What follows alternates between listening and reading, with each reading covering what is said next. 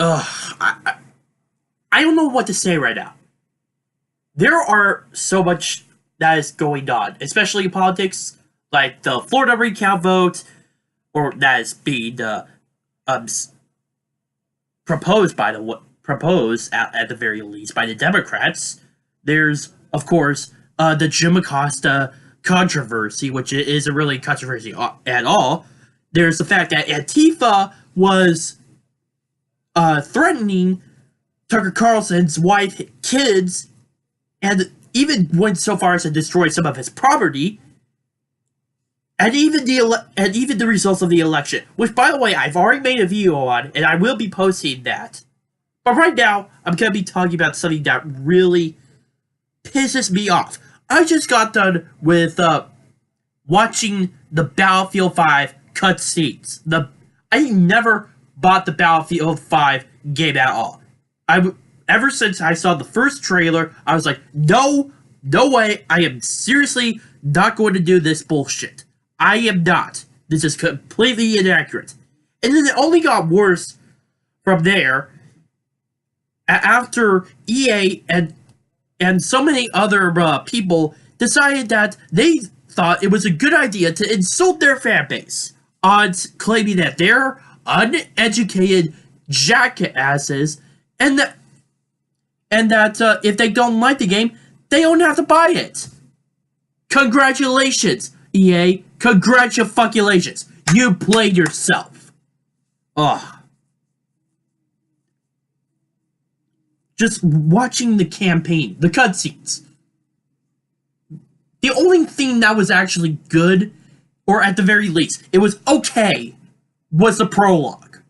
The prologue did have a good idea of where the campaign would go to, like trying to get into the point of view of the Germans when they are in a Tiger tank trying to take out Allied forces in Africa, or even resistance fires and commando raids. But that's about it. Everything else in the entire campaign is complete shit. I couldn't bear it. There is so much SJW bullshit that this game is the biggest fuck you to any World War II veteran, living and dead. It's insulting to historians. It's insulting to everyone. It's insulting to even gamers. I don't know what to say. I don't know what to say about this. Okay, so the first story. Jesus, which one should I do? Okay, there is one about the British Commando, and I would have to say that one is that one, in my personal opinion, is not the worst one that I've seen in the game. In fact, I think it was pretty cool. It did talk about, I think it was the SAS, the Special Air Service, and its beginning roots, and especially how the British built this idea of laying the foundation for the modern special forces, which I have to admit, it's pretty cool. Now, I don't really know too much about these guys, so I cannot say specifically on whether or not it's authentic, but I have to admit, the biggest problem with this story is the main character. He is the most whiny ass man in the entire British Army. He really is. I really could not stand this guy. I'm going to get into spoilers if you guys haven't already seen. So he first complains about just puking when he's on the mission, and okay, you know what? How about I just go back from the very beginning? He was originally a criminal, but then he's recruited by a special forces guy who for sport-specific units. And yet when he goes on his mission, when he goes out to sea and finally lands on the beach, he begins throwing up and begins complaining to the rest of the British forces. That is... Okay, forget about the fact that this is a commando raid. The fact that a soldier would actually do something like this, and whine so much about the fact that he was throwing up, is just... It is beyond humiliating. No, it's not beyond humiliating. It's embarrassing. It should be an embarrassment, because while I would understand why some people would complain as a result of throwing up, this guy seemed to go over the edge about it. But that's not the only thing that he did. He was a big failure. And while I did try to see that EA was trying to make this guy appear more human, it didn't really work. When he tried to detonate some explosives in an airfield to try to destroy a Stuka that's about to take off, it doesn't work, and he just... Ugh! I hate this guy so much. It turns out to be a dud, and this same Stuka tries to come down and kill you, and the same officer that is attached to actually recruited you in the first place. Christ, it's just... Next, he goes on to try to call the ship to pick them up, which, although I would kind of understand from his perspective about trying to get an exfiltration route from completing their mission, this guy nonetheless causes the German army to figure out where the hell these guys are, and they nearly get killed for it.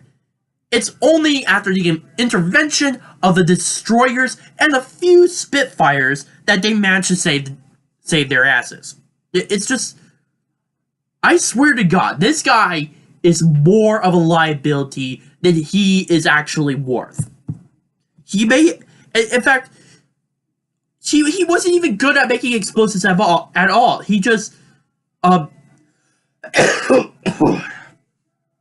he just was taking the fall for his father, who was actually part of a bank robbery that he and his son were a part of. And he just simply took the fall. He didn't really do... He wasn't really that much into explosives, and...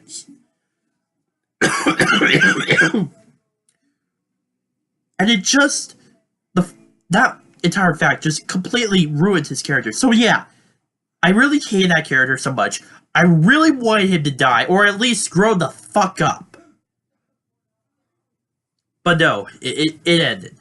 And unfortunately, it's not the only story I have to tell. There's 3 stories. 3! And, by the way, just to let you know, there is no German story from what I saw. There is no German story. Which is something that Battlefield 5 has been constantly pushing as a marketing campaign, but the only thing I saw where you're actually playing the Germans is through the prologue. That's about it. You don't see a specific story about specific people. Now, I could be wrong, and I could be... and maybe someone actually posted cutscenes of that story, but from what I can tell, I haven't seen anything like that. Now, to continue on, there's this group of African Americans. Now, they're obviously obviously from the French colonies in Africa, and that would make sense. There were a few 100,000 people of Africans that I can't believe I actually said African American. I'm sorry. there were a few 100,000 Africans that were fighting for the French. But the fact that the problem I have with this story, not just with the characters, not just with the with the totally blown out proportions of how fighting is actually done, but also the agenda this is pushing. It completely from the very beginning. This old guy, this World War II veteran, who is the main character in the story, claims that everyone knows about the white Frenchmen who fought alongside, fought against the Germans, but as it turns out, there were African Frenchmen. I mean, like, we already knew that. I mean, it would be kind of nice to know about their story a little bit more, but still, it's like, do you really have to push that out? We get that. We've already seen a lot of pictures of colonial African French troops that were actually supporting the Free French, and I think there were a few that fought alongside Vichy France, but I can neither confirm nor deny that. So I would suggest looking that up for me and tell me whether or not, in the comments down below, whether that's correct or not. Now, to continue on, these guys continually fight against the Germans, and they take a hospital and which was also the headquarters for the German army at that time. During this whole entire campaign, they completely shoved down your throat the whole idea that the white French people were being completely racist to the colonial Africans. Oh my god. I mean, I'm not saying that racism didn't happen, or that Africans were not looked down upon. But here's the thing. 1940 is not 1900. Well, 1944 is not the same year as 1900. They are completely separate time periods. And at this very moment, with France nearly being liberated, I think the last thing that the French people would care about is a person's skin color. I think all they would care about is trying to liberate their damn country from the Nazis. The Nazis. I'm pretty sure that they would count for more of all the manpower you could get. And to be honest, I think there wasn't really that much racism in the French army to begin with, because as it turns out, in the First World War, you know the Harlem Hellfighters, they were the black African American regiments that was segregated from the U.S. Army, and they were given to the French, actually. And they willingly took them in and treated them as equals. They fought alongside them as equals. So the fact that this story is doing a complete 180 as a result of that, like say that the French had the exact same attitudes as Americans during that time, despite the fact that France and the United States have completely different politics and cultures, is just completely dishonest, in my personal opinion. And there was also the whole big this whole out of proportions thing that really got me upset as honest as a historian. I saw there was a secondary character that you are a friend of, and I think his name was Duma. I can't remember. It was that short. So that was actually one of the things that I have to criticize with this game. Man, I'm having such a bad cold. When a tiger tank was mowing down the rest of their units while they were trying to take the headquarters. This guy, your friend, decides to charge at the Tiger tank. Where at that moment, the commander tries to shoot your friend from the open hatch, and well, he obviously the commander dies, and of course he decides to use a grenade to blow up the inside of the Tiger tank. Now, I wouldn't have a problem with this if it were if it were done correctly, but there were two problems that really pissed me off. One, the Tiger tank did not use its machine gun to mow down anyone that might be coming in front of it. In fact, I'm pretty sure that I recall that the player and that NPC was literally right in front of the tank, the same rate area where you can easily have a vantage point of mowing down anybody with an MG42. I think MG42s were used on Tiger tanks, but again, I cannot be completely sure. But the second thing, that same grenade blew up the top of the Tiger tank's turret, just like that.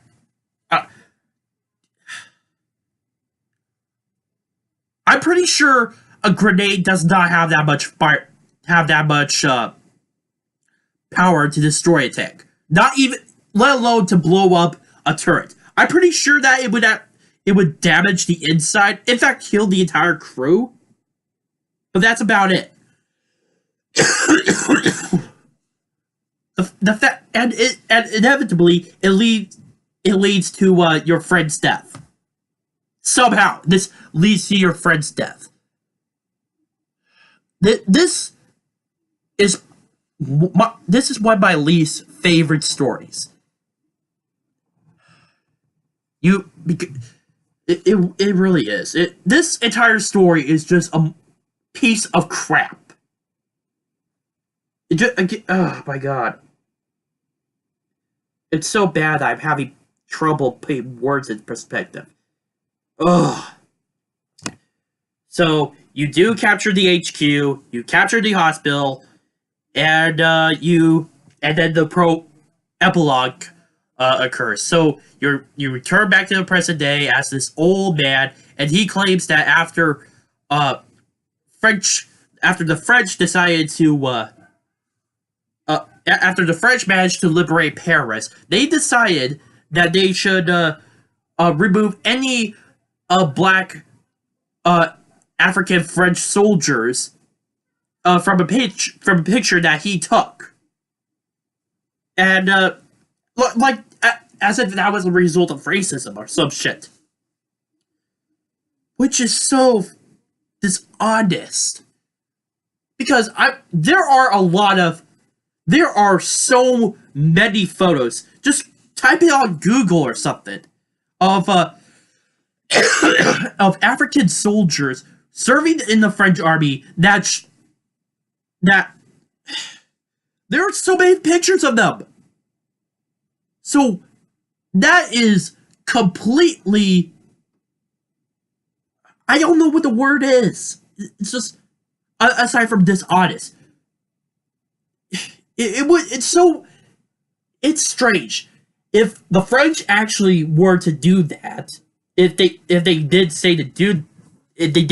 actually happen to do that, then why are there so many photos of them all around? Why did so many people take photos of Africans in the French army fighting in World War II? Why? Just tell me. And how are these not in circulation?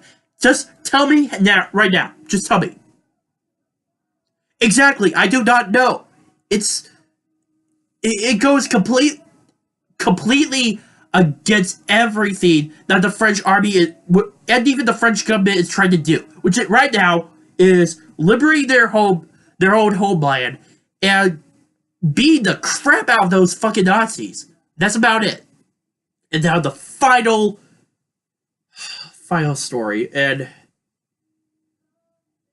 I don't. I think this is the worst one of them all. It's about the resistance in Norway. So you happen to be the daughter of this of a woman scientist who is actually working on the nuclear program for Germany, which at the time it was a little bit worked on by the Germans, but a lot of their effort was mainly on the war efforts, such as manpower, conscription, and that sort of thing. Plus, it did help the fact that a lot of the scientists that they would needed were Jewish, so they persecuted them. So, congratulations, Nazis, you played yourselves.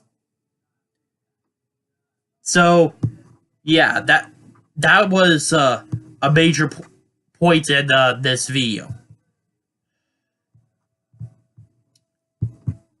But the problem I have with this is that this was only a one-woman army sort of situation. Definitely not well thought out. It is, if you were to use that in a real military perspective, that would be close to suicide. I mean, don't get me wrong, that could easily, you could, don't get me wrong, you could probably go inside of a base, maybe try to destroy it by yourself and sneak out stealthily, but that requires stealth. And all she did was try to rescue her mother, and the alarm set off. At that point, there were just two people, you and the mother. Nothing more. You're up against the entire German army, and and this woman is being treated as if she were B.J. Blazkowicz from Wolfenstein.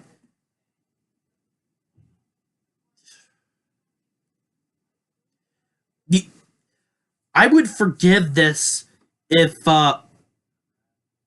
this was the only one time, if this was like a one-time issue, and she decided to return with the rest of her group to maybe plan out an assault. But no, she does it again all on her own. It's just so annoying. I'm not sure if I should call this a feminist propaganda story or anything, but still, it is definitely it is definitely pretty terrible. You want to look at Mary Sue? Take a look at this woman. It's so stupid. She just comes in, tries to save her mother the first time. Her mother gets caught. She manages to escape. She goes on to destroy a heavy war plant, which, by the way, was a product used to build nuclear weapons for Germany at the time. And of course, she tries to destroy this facility and the heavy war by herself for reasons. Girl power? The only saving grace I would have to give for this is that it wasn't a happy ending. The girl gets captured by the Germans, and her mother sacrifices herself to destroy the heavy water, which is deployed, or well, it was being transported onto a U-boat. So she dies, the daughter gets captured, and the story ends. I have to say,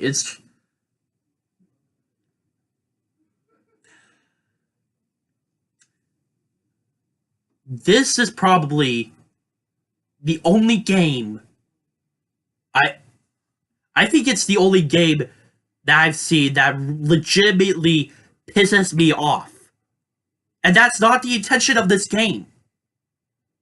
If it were the intention of this game, then that would be pretty that would be a pretty good idea. I mean, I'm pretty sure are a few games where, like in Wolfenstein, you see the horrific atrocities that the Nazis commit, and you both feel shocked and angry at the same time. I mean, that's a good way of manipulating the emotions of the player. I mean, at that moment, you want to kill the Nazis at that point. But in this, you are angry, and not for the right reasons. You are angry at how this game shoves down so much social justice and completely lies so much about what this game was supposed to be full of. There's no German campaign. A lot of these stories are pretty short, and the storytelling is completely dull. I have no other words to describe this. You can here's the thing that I have a problem with EA. They didn't learn anything from Battlefield 1. Or, well, they did take any of the lessons of Battlefield 1. And they were pretty good lessons. And actually, those lessons were the very reason why Battlefield 1 was a commercial hit in the first place. While they did have a same stories of establishing specific theaters of war. They did tone down the whole one-man army going all out against the entire German army sort of shit, and they even allowed you to introduce some of the characters and their motivations. I mean, take a look at Bishop, for example. He is a well experienced sniper, he's a well experienced soldier that does not like the whole idea of war and just wants to get out of Gallipoli alive. While his charge, I forgot his name, but he was like 15 or 16 years old. In his own naivety, he decides to enlist and joins Frederick Bishop in Gallipoli. And this creates a father-son dynamic, and this allows Bishop's apprentice to grow as a character, because he no longer is too naive. He does a lot of naive stuff, but still he grows over time. And at the very end, you see Bishop dying. He dies as a hero when he finally sees that his apprentice and a few other men who are supposed to be assaulting this fortress managed to evacuate, and their lives are saved. All at the price of his life. That alone is good storytelling. And I recall I nearly cried. Hell, I cried at the prologue. Because what they did in the prologue was that they mentioned many soldiers' names that actually fought in the war and died in the war. What they did was that they humanized the soldiers of war. And that's how they made Battlefield 1 into a great story and into a great campaign, great multiplayer, great graphics, and overall a great game. All the things that Battlefield 5 is not. All of this is a SJW's fantasy of how World War II should be like. My name is Noah Meehan on The Arc of Truth. Please put your comments down below, subscribe, like this video, and share it with your friends. Bye.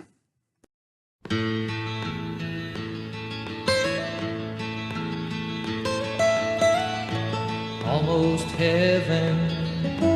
West Virginia, Blue Ridge Mountains.